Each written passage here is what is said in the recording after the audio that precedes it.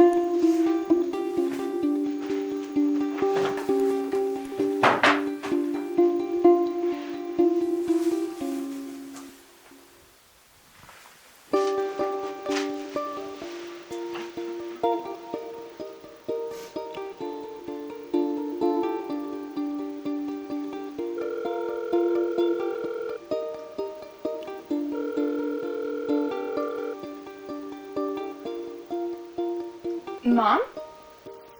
Hi. Yeah, I just have a quick question for you. No, did you pack the old blanket from when I was little? The blanket that I used to sleep with when I was little was packed in my stuff and I didn't pack it. Oh. Well, okay. Well, thanks. Love you too. Bye.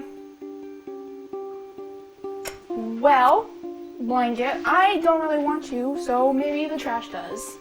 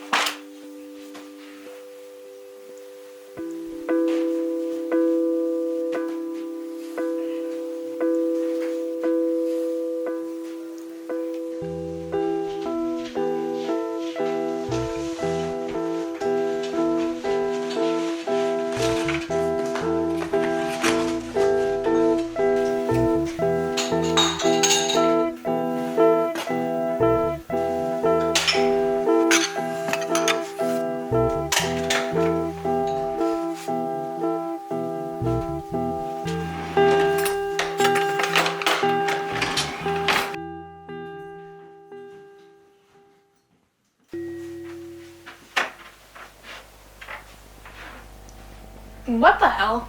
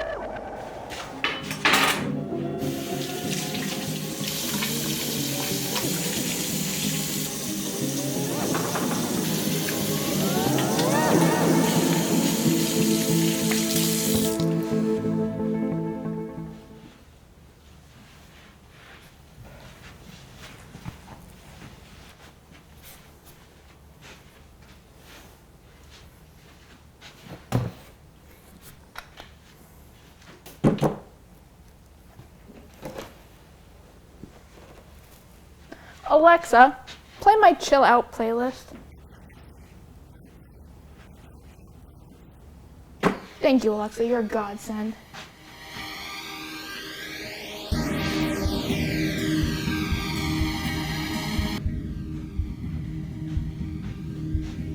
Oh my gosh.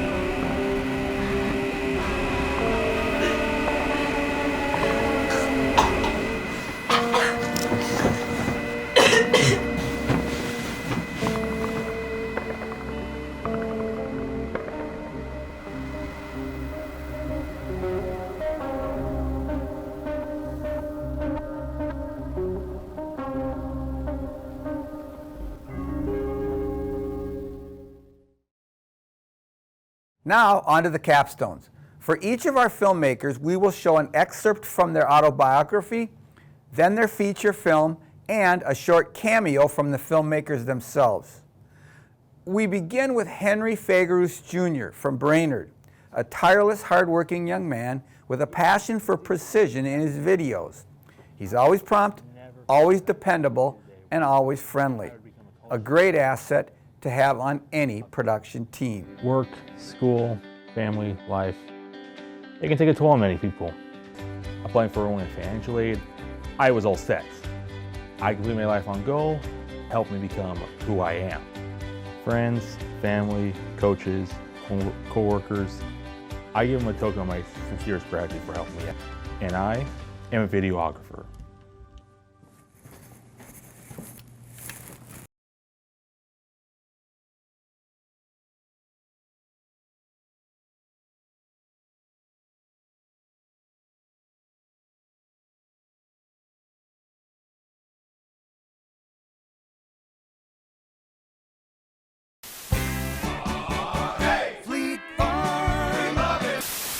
From plumbing supplies to footwear.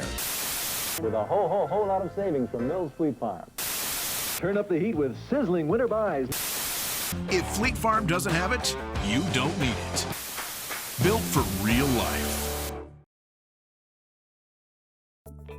The story begins in 1922, when Stuart C. Mills Sr. founded Mills Companies, with his first purchase being Lively Auto Companies in Brainerd, Minnesota.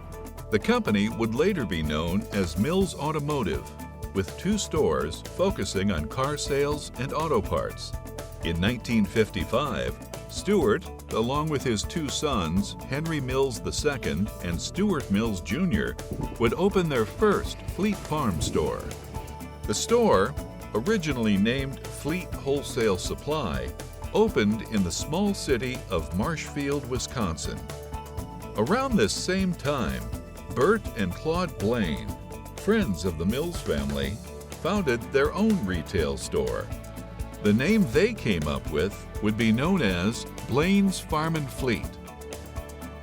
The two would later agree to keep the names under the banner that they would separate their stores based on the region they were in.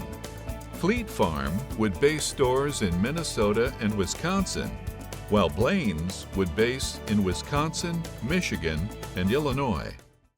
Fleet Farm has, for over 60 years, focused on their suburban and rural customers with a commitment, honesty, integrity, and value. From farm to equine, hardware to houseware, clothing and shoes, to even fishing, hunting, and sporting goods. Fleet Farm has a wide range of products at reasonable prices. Fleet Farm is also home to 2 of their most important events of the year. For holiday shoppers, there's Toyland, Fleet Farm's signature event, running from October through December, carrying some of the most popular toys of the season. And for deer hunters, there's Orange Friday.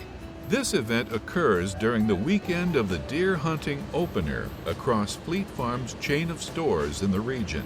It's an annual tradition, with hunters obtaining their deer licenses while shopping. In 2009, Fleet Farm launched their online retail website, giving shoppers the opportunity to purchase products online that's available in stock at the retail store. In 2016, the Mills family decided to sell the chain to Kohlberg Kravis Roberts Company, or KKR, a New York-based investment firm primarily focused on private equity and investment banking assets. With new ownership came a chance to expand, not just on new locations, but on an opportunity to go national. And with that, an all-new look and feel was introduced, dropping the key elements, including the Mills banner, the signature silos, and introducing an all-new, all-different slogan, built for real life. In 2017, the chain opened their brand new distribution center in the city of Chippewa Falls, Wisconsin, with a goal of keeping their wide range of products in stock and online. Within the last 3 years, Fleet Farm has both expanded and remodeled some locations across the upper Midwest, from expanding in Minnesota, Wisconsin, and Iowa to entering the Dakotas. Fleet Farm has maintained one goal in mind: proudly serving the Midwest with value, experience, and tradition. From its beginnings in the 50s to where it stands today, Fleet Farm has become a key retail figure across the upper Midwest, giving many customers what they need at a price they love. With more than 45 locations and over 6,000 jobs, many people have said, if Fleet Farm doesn't have it, you don't need it. Fleet Farm, we love it. Fleet Farm, we love it. When I'm feeling down, it's like a shot right in the arm. You women got your fancy malls, but men, we know real charm. We're headed for the aisles at Fleet Farm. Aisle 42, automotive. We love it. Aisle 43, farm. We love it. Aisle 47, work boots. We love it. Aisle 17, bows and arrows. We love it. When I'm feeling down, it's like a shot right in the arm. Ain't nothing you can buy inside a mall that's worth a darn. That's why I'm headed for the aisles at Fleet Farm. We love it. Hello everybody. I hope you watched and enjoyed Built for Real Life, my capstone documentary that I made about the whole history of Fleet Farm, as I have been working there for about 1.5 years as of this recording. I am fully happy about how the whole thing turned out. I focused about this project about basically back a few months ago when we started thinking about doing capstones for our finals. And overall, I thought that Fleet Farm would be an ideal choice to be for my documentary because of how I know the place and how well I've known everyone there. For historical footage, I used a lot of stuff posting from online to pictures to videos on YouTube, and overall I thought the whole thing turned out to be good from a historical standpoint with all the history and all of the text that was used for this video. I'd like to thank Gary Klein, the manager at the Fleet Farm store in Baxter, for getting his approval and letting me film the B-roll shot at Fleet Farm in Baxter. I'd also like to thank Mark Ambrose, Brent Bulmer once again for helping me out with 2 years worth of videography, audio, editing, all that sort of stuff at Central Lakes College here in Brainerd. Next, here's Kaya Leibel from Pine City. Kaya is a warm, empathetic person. She has a dry sense of humor and often uses it in a self-deprecating manner. But you don't even like people. You know that there are people in Hollywood, right? What? The news hit me like a semi-truck hits a deer, and it felt like the world around me was shattering. She was our resident actor, anchor, and all-around on-cam talent. We were blessed to have her in the program. My mom was right. I'm not famous, and I probably never will be. It was time for me to get my life under control and stop living in a dream.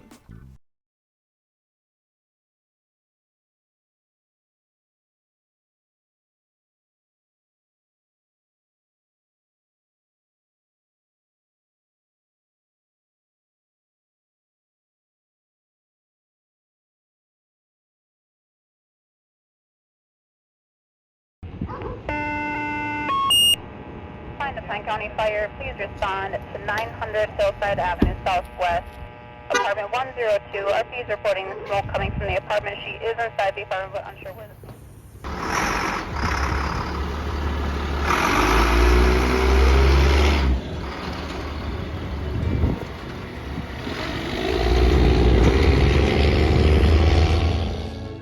My name is Pete Leibel, and my rank on the fire department is a captain, and I've been on the fire department since 2000. I became a firefighter because I wanted to give back to my community. That's mostly the reason that anybody joins our department, is because we live in a small community and they want to give back in some form or fashion to that community that they live in. My duties as a captain is to make sure that the overall function of the fire department happens pretty much flawlessly. Some of the perks of being a firefighter are, I always tell the new guys when they join that it is no better way to gain 26 friends by joining a fire department. It's a brotherhood and everybody gets along really well. When you're in stressful situations on a fire scene,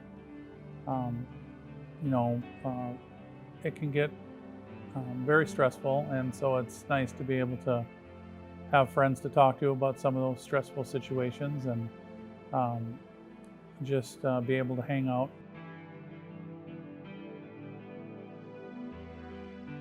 We do a lot of fire prevention things and community events.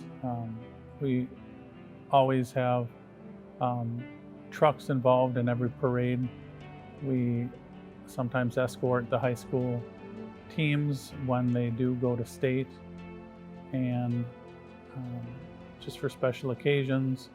On Halloween, we always pass out a lot of candy, and we always are involved in the holiday parade around Christmas time. On Veterans Day and 4th of July parades, we decorate the trucks with flags and just show our support for the men and women that have fought for our freedom. Living in a small community, you know pretty much everybody, so when you do have a car crash or a fire scene, you know the people that are involved, and that's one of the downsides. You never know when a fire call is going to come in, and so it really can affect your day. Our first out engine is always the first to go, but then on a car crash, we would typically have tankers that go out just to set up and kind of protect the scene from getting hit by other vehicles. When you're working on a roadway, you have to make sure all personnel have safety vests on so they're visible to other traffic. And a lot of firefighters and police officers get struck while working on the freeway, so we like to get those big heavy trucks full of water out there to protect the scene when we're working on a freeway or a county road. We respond to all sorts of different calls. You never know what you're going to be responding to, so we have to be versed in a lot of different things. Pine City has some farms, and we've been to calls where people have their hands stuck in a round baler. We have just had all sorts of things. We have a lot of water on lakes and a river that runs through Pine City, so we respond to a lot of water rescue calls. Fish houses that catch fire in the winter on the lake, boats that catch fire on the water.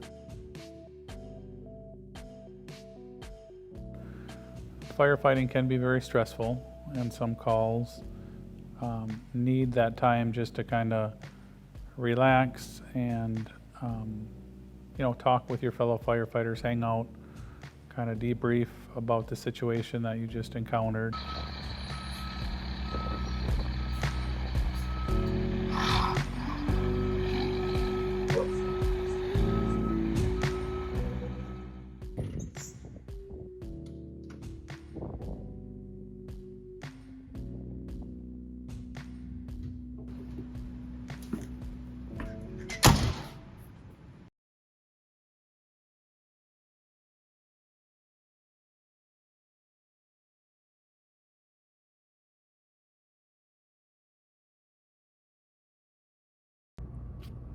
Hi, my name is Kyle Leibel, and I chose the topic of the Pine City Fire Department because growing up I used to spend a lot of time there with my dad. I have a lot of fun memories of being at the fire station, and it's an important topic to me because my dad spends so much time sacrificing his time at home to go help other people when they need it most. Another reason I chose the topic is because I don't think firefighters get the recognition they deserve, and I wanted to shed a little light on the volunteer heroes that every city has. Thank you for watching. Next, here's Claire Schaefbauer from Brainerd. Every class has a leader. Claire was ours. She kept the group on task and was the voice of reason, especially for me. But her filmmaking skills outshine all of that. She's a natural videographer. Good shots come easy to her. When I was 16, I joined the videography program at Central Lakes College thanks to the post-secondary enrollment option. Videography started as a way of documenting the little moments in life, and I still believe it's just that. My goal is to capture the simple things in a timeless and emotionally beautiful way.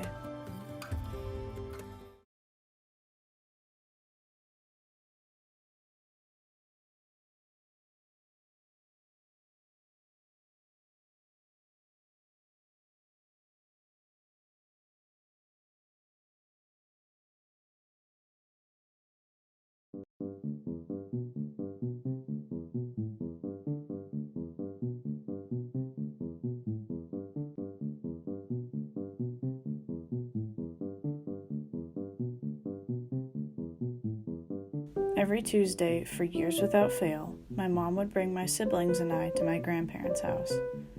My grandparents would watch us while she went on errands.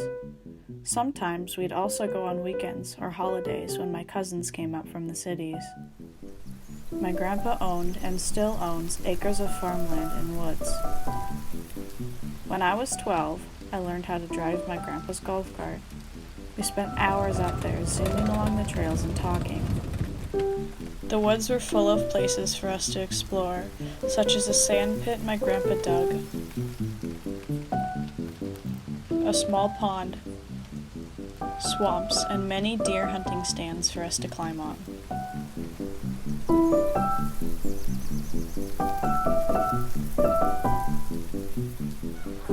It was an escape from the adults and a way for us to bond.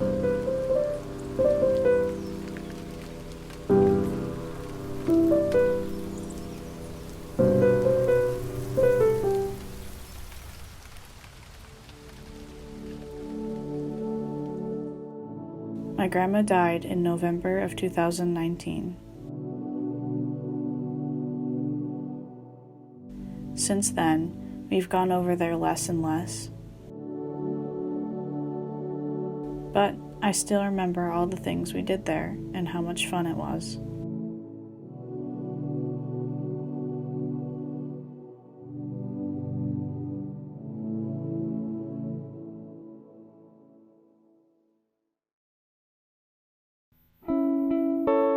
Every person has places that hold deep meaning to them. Every place has a different story for each of us.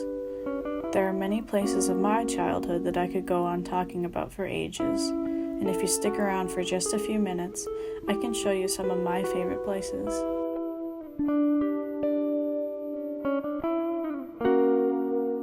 Virginia, Minnesota. It's dusty, rusty, and worn down. It's the kind of town they'd make a coming-of-age movie in.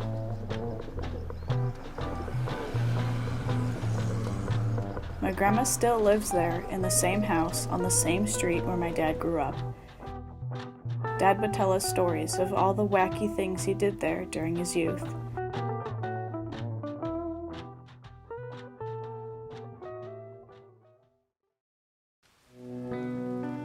Across the street from my grandma's, there's an immense mine pit and a caged overlook.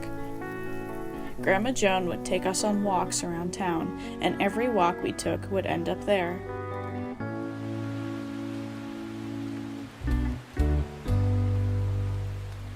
There's a small trail next to the caged overlook, and we found this trail in 2018. And at the end of the trail, there's a beautiful view. The climb is difficult, but the spectacle is worth it.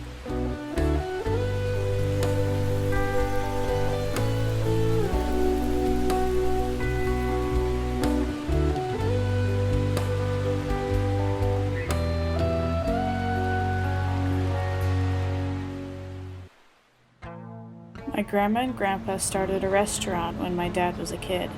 They sold it to a new owner before I was born, and now it's closed down. When we went there as kids, the people working there knew us as Joni's grandchildren.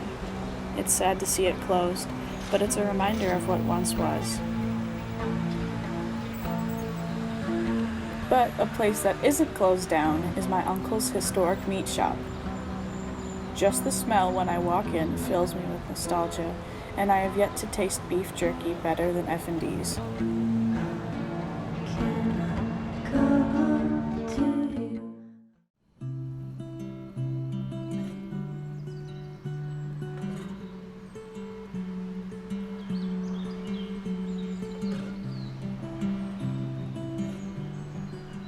In comparison to all the places I mentioned before, my favorite place is quite simple.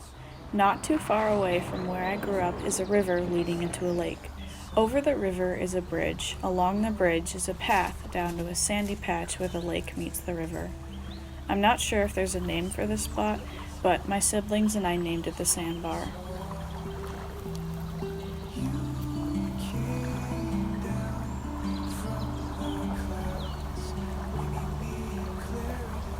We went there almost every day in the summer. It was our place, no adults, no rules, just water, sand, and sun. If my family took you there, we considered you special. Only a handful of my friends have seen it.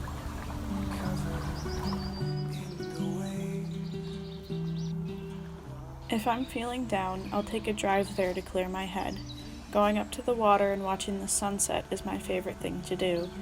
I think it's important to have a place to go, a place for your thoughts and memories. Those are the places that speak. They have a story for each of us if we only stop to listen. I'll meet you where the skies are blue.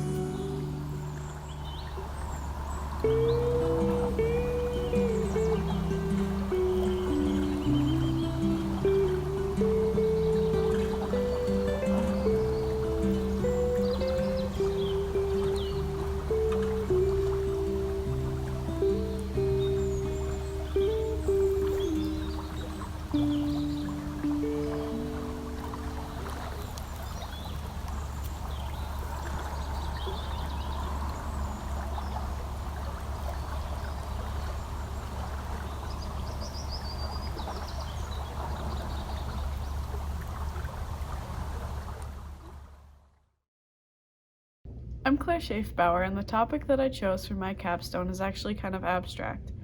I showcase my favorite places from my childhood while making the point that every place, no matter where it is in the world, has a different story.